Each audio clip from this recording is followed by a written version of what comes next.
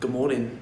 This is a travel video. I've not made a travel video for quite a long time. It's definitely been a long time since I've done a bit of travelling.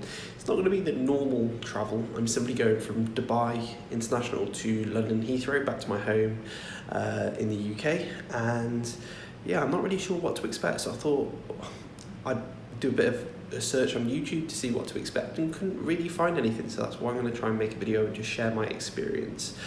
So a few things to sort of tell you about first. Number one is 3 AM, which is why, one, I'm talking like this and I look like this. Number two, I'm not really sure about filming in public. I get a bit cautious about it. And number three, this is being filmed on the 5th of July. By the time you watch this, it might have all changed again. So it's simply what's going to be happening now, or we're going to look at the rules, what the airports look like, whether it's busy, masks, what the flight's like, just a range of different things basically. So I've got a few bits to do, get the bags ready, all those sorts of things, and then we're going to get a taxi to the airport. So here in Dubai it's compulsory to wear a mask in public, so I've got 4 masks, just a bit overkill, but so I can change them whilst I'm in the airport. I've also got some rubber gloves to protect. Oh, I don't really know, I'm just taking these just in case. So inside the taxi you'll see a little plastic shield that forms a bit of a protection around the driver. The first things that you get given is this travel hygiene kit from Emirates. It's got a mask, gloves, hand sanitizer and sanitizing wipes as well, so that's great. The first thing that happens is you go through a temperature check. Then once you've done that, you are greeted by people who give you the little things that I showed you. Once you do that, then you go to the people who've got to socially distance in the queue to check in.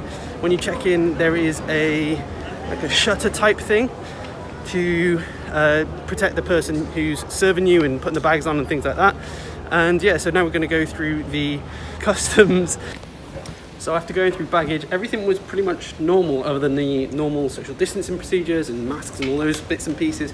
So now it is time to just wait for the flight now. So I think the lounge is open. Yeah, Claire? I think so. We believe, so that's the plan. Otherwise it's going to be check out a cafe or see what's open.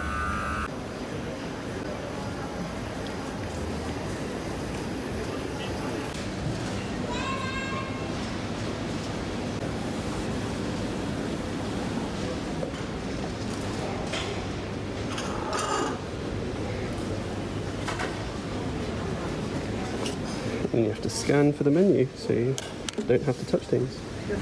So the food has come, and it comes packaged in like Tupperware type things, and you've got coffee and all the cutlery is packaged up too. So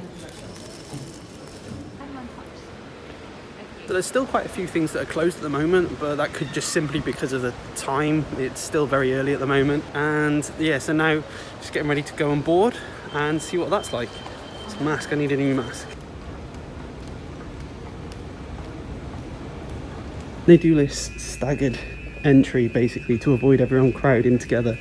So you can see we're just walking on our own at the moment. There's some people behind us, and then it gives us some more chance to just get on to the plane. I'm not sure what the plane's going to look like in terms of distancing, so we'll find that out. So it's certainly very surprising just how full the flight is. I don't really see, we've got no spare seats next to us, and yeah, there's lots of people still coming on, so I think it's going to be a full flight. While the flight was relatively full to my surprise, the rest of the procedures during the flight were relatively normal.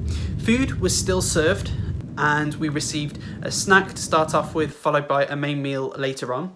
Drinks were served too, although I would say that drinks were not poured, and instead cans and things like that were given instead.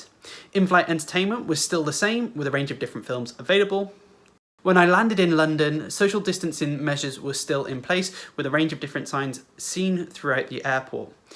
Although there were people who did ask and remind you to fill out their locator form, I had already filled that out prior to departure from Dubai, so didn't need to show that, and no one asked for that. It was still a relatively similar process of checking in through the e-gates at the airport. Other than that, I would say the flight was very straightforward, and it has been very easy for me to get my GDRFA form that I need to get back into Dubai. The process of that was very straightforward, and I managed to get that straight back within 30 minutes of actually applying, so that was fantastic. Hopefully you found this video somewhat insightful into the way that travel might look like in the future. I have no idea what travel might look like tomorrow, it's constantly changing. However, I think that this is hopefully a good insight into what travel may look like. If you've got any questions, feel free to ask them, and hopefully I can answer those down in the bottom. Have you flown recently? What was your experience like? Let me know that too. See you in the next one, guys.